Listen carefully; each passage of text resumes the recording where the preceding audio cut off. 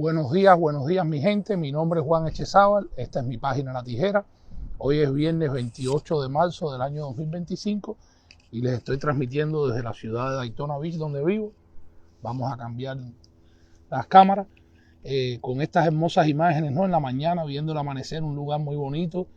Como todos los Estados Unidos, aquí todo tiene su encanto, todo tiene bello. Yo le digo a mucha gente que no es necesario, para el que vive aquí en esta gran nación, no es necesario viajar fuera de los Estados Unidos. O sea, si no tienes los recursos, la necesidad o la posibilidad, no es necesario hacerlo, porque los Estados Unidos es un gran planeta.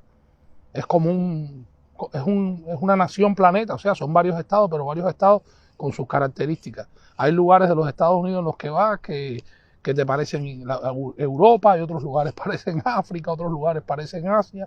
Puedes encontrar todas las culturas, todas las comidas, puedes encontrar asentamientos y barrios, ¿no?, que te recuerdan Venecia, otros te recuerdan París. O sea, maravilloso. Tiene parques que los visitan personas de todo el mundo. Esto es una gran nación. Pero a lo que iba, el régimen sigue apostando por tratar desesperadamente de revitalizar y de captar, ¿no?, a militantes de la juventud, militantes del partido, miembros del Ministerio del Interior, de las Fuerzas Armadas, porque se les ha producido en los últimos meses y sobre todo en los últimos 2 años un éxodo muy grande. Debemos recordar que oficiales de las Fuerzas Armadas y del Ministerio del Interior han sido vistos incluso con sus uniformes llegando a tierra estadounidense, como el caso de aquellos policías que llegaron a Los Cayos de la Florida y después uno de ellos cometió un acto criminal también, asesinó a su pareja y a la nieta de esta, una cosa así. Por ahí está, pueden buscarlo y googlearlo, ¿no?, para que vean este caso. También vimos el caso de una capitana de las Fuerzas Armadas que fue capturada en alta mar por los guardacostas estadounidenses y fue de vuelta a Cuba. Pues esa muchacha está presa. Esa muchacha, bueno, servía a las Fuerzas Armadas, ya pidió la baja. El régimen no se la quiso dar, como no se la está dando a mucha gente, pero aún así el régimen está tratando de dar la imagen de que ellos se están reactivando. Y entonces están gastando e invirtiendo dinero. Debe de invertirlo en alimentos, debe de invertirlo en medicamentos, debe de invertirlo en arreglar y acabar de resolver el problema de la infraestructura energética del país, que tienen a la gente viviendo como si fueran topos en unas cuevas, en los apagones. Pues lo están invirtiendo en esto, en propaganda política, en vallas alrededor de las carreteras y en las cabeceras de las provincias. Lo están invirtiendo en sus actos políticos, lo están invirtiendo en sus eventos culturales y políticos y en sus festivales y fiestas y pachangas, para dar una falsa imagen de que en Cuba todo está bien, cuando sabemos todos los cubanos de aquí, de allá y de acullá que en Cuba todo está mal. En Cuba, ayer mismo, en Manzanillo, vimos el anciano este que falleció, que fue cubierto con la bandera cubana. Pues ayer en la noche todavía no había un carro del municipio de Manzanillo, de las autoridades de esa municipalidad cubana, del oriente cubano, de la provincia de Granma, para poder llevar el cuerpo de esta persona. No había incluso ni sarcófago, o sea, no había féretro para poder, en un féretro, poder poner el cuerpo inerte de este pobre anciano que falleció y al que los vecinos trataron de hacer gestiones para poder sacarlo y no pasa nada. Nadie va a dar respuesta, ni en la prensa oficialista, ni a los familiares, ni mucho menos del caso del joven este que fue ultimado en la terraza allí de la casa. Y entonces muchísimos cubanos en los comentarios de las publicaciones que hemos puesto de la denuncia de este muchacho, que sí es verdad, yo hablé con el mejor amigo de su padre me va a dar unas declaraciones. ¿Y qué pasó con el muchacho? El muchacho estuvo en Rusia probó estupefacientes, llega a Cuba con toda esa química y toda esa cosa en el cuerpo, siguió probando el químico en Cuba. El muchacho estaba tomando medicamentos en los últimos tiempos para tratar de salir del problema este de la drogadicción, y parece que perdió la cabeza, salió con un palo, empezó a gritar en la terraza de allí donde vive, de su barrio en 70 en Playa. La mamá, confiando en las autoridades que no se pueden confiar, pues simple y llanamente llamó a la policía llegó. Al no poder controlarlo, le dieron un estrellón, le rompieron la cabeza. El hombre, a partir de eso, el joven falleció y aquí no ha pasado nada. Esta es la historia de Cuba. Esta es la historia diaria de Cuba. Miren, señores, qué cosa más linda. Voy a seguir hablándoles, pero miren, estamos viendo el amanecer aquí. Ese es el océano Atlántico, o sea, del lado de allá está el océano Atlántico. Este es el río Halifax, es un río que corre desde Cabo Cañaveral, casi donde salen los cohetes de la NASA, hasta la ciudad de Jacksonville. Se convierte en río San Juan hacia San Agustín, y de ahí para allá se convierte entonces, o sea, sigue siendo el río San Juan, pero es un afluente de este mismo río Halifax. Esto es muy bello, aquí hay hasta delfines. O sea, delfines que se mezclan porque el agua aquí es entre salobre y agua dulce. Y hay una gran variedad de peces y las personas, bueno, ya están viendo un velero que está saliendo por allá atrás a lo lejos y demás. Discúlpenme que salte, como decimos un buen cubano, de palo para rumba, pero querían que vieran este hermoso amanecer aquí. Estos son los amaneceres aquí en esta ciudad de Daytona Beach, todos mis días. Y le doy gracias a Dios por ello, por los 20 años de exiliado que llevo, porque gracias a esos 20 años he podido hacer una familia en libertad, he podido realizar casi todos mis sueños. El único sueño que no he podido realizar es el gran sueño de ver a tu Cuba, a mi Cuba, a nuestra Cuba, libre de las garras del castrismo opresor. Pero esperamos, con el favor de Dios, de que un día el pueblo cubano finalmente pueda disfrutar y pueda respirar aires de libertad como se lo merece. Y seguiremos, señores, denunciando todas estas trampas y todos estos crímenes del castrismo. Imagínense ustedes, para que tengan una idea de las cosas del castrismo, en los últimos días me han mandado bastantes videos y fotos de matanzas, cómo están entrando los barcos tanqueros, ¿no?, de petróleo desde Venezuela, cargados de combustible. ¿Y a dónde va a parar ese combustible? Si la gente está cocinando con leña, ¿a dónde va a parar ese combustible? Si muchísima gente no puede mover sus carros por el precio del petróleo en dólar y de la gasolina, y las colas que tienes que hacer en lo poco que queda del sector estatal, ¿no?, que tratan de controlar ellos para sus amigos, para los miembros de la cúpula dictatorial, para los jefes y los dirigentes, que a eso sí nunca les ha faltado nada en Cuba. ¿Dónde está el petróleo cuando en Cuba la gente sigue sufriendo apagones? Porque no me digan que ya se resolvió el problema energético de Cuba, porque ellos siguen con los apagones. Ellos, sin necesidad de hacerlo, ellos siguen con los apagones, porque a ellos no les interesa para nada resolver los crecientes problemas del pueblo cubano. Ellos lo único que les interesa es sostenerse en el poder y seguir manteniendo su aparato represivo y seguir ganando muchísimo dinero a costa del sudor, del dolor, de la miseria del pueblo cubano. Esas son las grandes realidades de Cuba.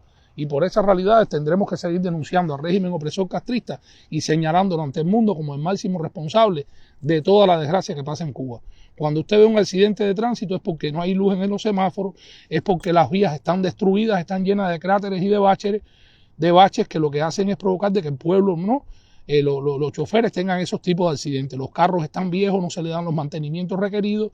Allí nada importa. Ahí lo único que importa es que el cangrejo, por ejemplo, pueda seguir yendo cada vez que le da la gana con su séquito de escoltas, de bandoleros y de mafiosos y narcotraficantes, porque es un narcotraficante igual que el padre López Calleja lo fue, siga yendo a comer a la Divina Pastora y le cierren aquello ahí un pedazo a él y a su séquito, y después cuando se van ni pagan. No pagan un centavo. Es una palmada de mano al gerente.